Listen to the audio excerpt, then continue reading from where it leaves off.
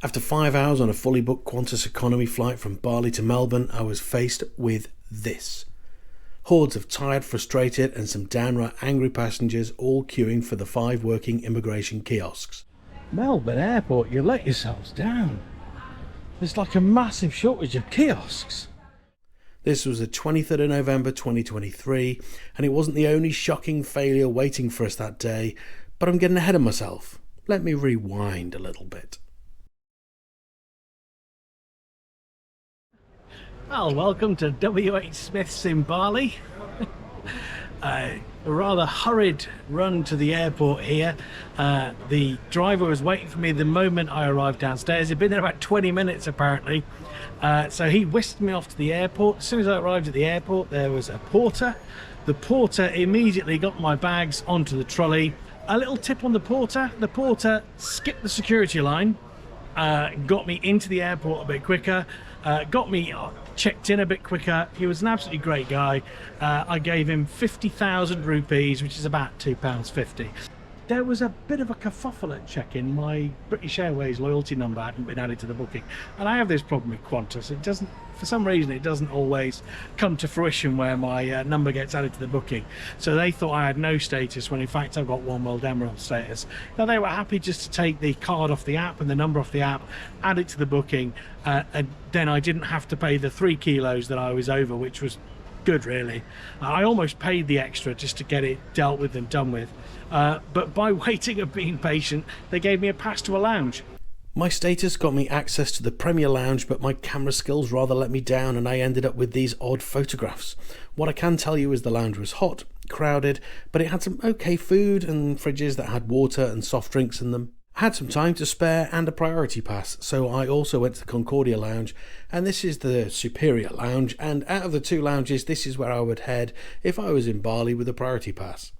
The food was more varied and the quality took a step up. Now, I wasn't looking for alcohol, I was just trying to stay hydrated in the heat, but I believe both lounges had alcohol included. Both lounges were also open to the noise of the airport, and neither lounge will leave you feeling like a VIP. Well, the Concordia was definitely the better of the 2 lounges, but oh, it's so hot. And the lounges are open, so they don't really have air conditioning. It's cooler, it's much cooler down here. Might have been better off just having a drink and a bite to eat and paying for it down here, because it's so warm up there and it's much cooler down here. And after being called to the gate far too early and waiting there for 20 odd minutes, we boarded a Boeing 737-800 A330 configuration.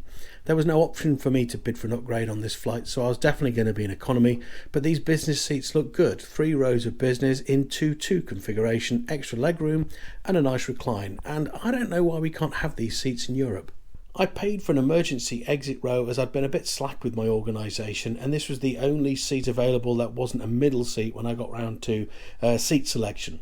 So I just swallowed hard, coughed up 50 quid and got myself an aisle seat with extra legroom.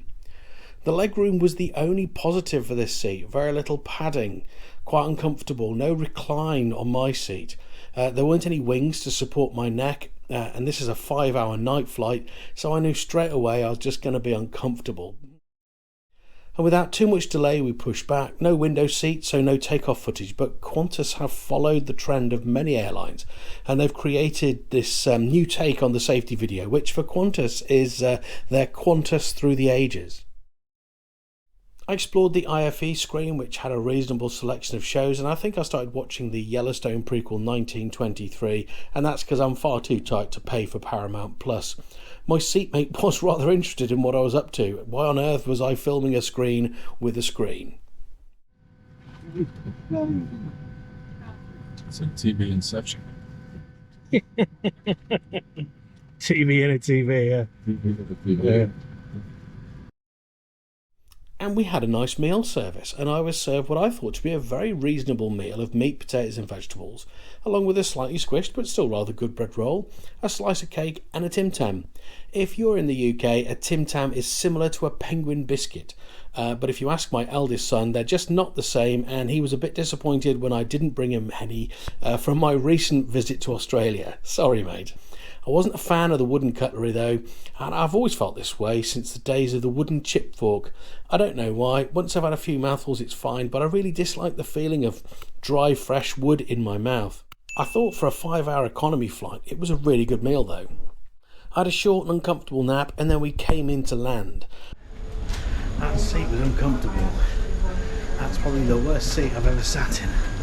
That includes Ryanair, EasyJet, Jetstar. There's no neck support at all. The seat didn't recline. It was. I was surprised to learn that Indonesia is currently gripped by foot and mouth, and we were directed to the disinfecting mats before we then finally made our way to the awaiting chaos that was the immigration kiosks. But this hasn't always been the case. In fact, on my last trip there were lots of kiosks available. Let the me from a year ago explain. So one little thing about Melbourne Airport is going through passport control is a 2-step process. Step 1 is a machine like this. So you put your passport on and that will give you a little ticket. A little ticket like that. Then you use this ticket to go through the actual passport barrier bit at the end. What you'll find is these machines will become scarce the closer you get to actual border control and the longer the queues become. Whereas here, there's a massive long row of them with nobody waiting. So as you walk out of your gate, turn right away from the exit and get your little ticket of leave, and then make your way down to passport control. And there are often queues for the 2 terminals that are near the passport e-gates, but usually there's no need to queue for these unless, well, you just like standing in a queue. But this visit was different. Melbourne's undergoing some refurbishment work, and this has reduced the amount of room for immigration kiosks. Now, as I walked off the plane, you can see 2 immigration kiosks here, and they're in an unusual location. But note, only one of the terminals is working. Further down there's 4 terminals, only 2 of which are working, and a queue's forming. Now this isn't what I'm expecting to see, so I just swan past these, and then find myself at the long queue for the 2 working terminals by the e-gates. I was about to ask you that, if there's more kiosks down there. Cheers, mate. If you know what you're doing, it takes about 1 minute per passenger to insert your passport, answer the question, and then get your ticket from the kiosk. So 174 passengers on a 787-800 from Bali will need at least 30 minutes all to get their tickets and then move on to the passport e-gates. And there were queues when we arrived, and there were planes arriving behind us, and this was starting to get tense. There's like a massive shortage of kiosks and huge queues for them. Oh.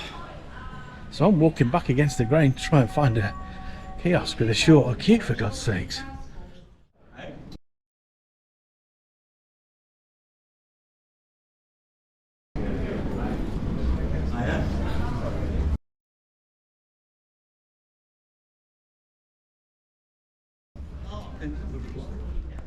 I know people complain about Heathrow, but this is really poor. I decided to hastily put my camera away.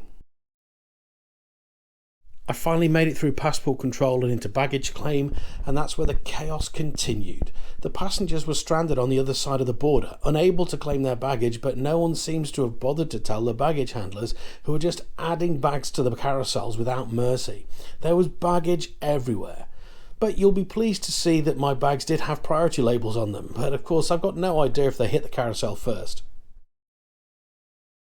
With the madness that was Melbourne Airport behind me, I made my way to a coffee shop for a flat white and waited for the sky bus that would take me down the peninsula to my final destination. So I hope you've enjoyed the video. Please give me a like if you have, and leave me a comment. Have you been through Melbourne Airport recently? What were the queues like when you went through border control? Have you flown economy with Qantas? I find their seats really uncomfortable. If you've flown with them, what did you think? I'd love to hear from you. So all that's left to say is thank you for watching and joining me on my grey gap year.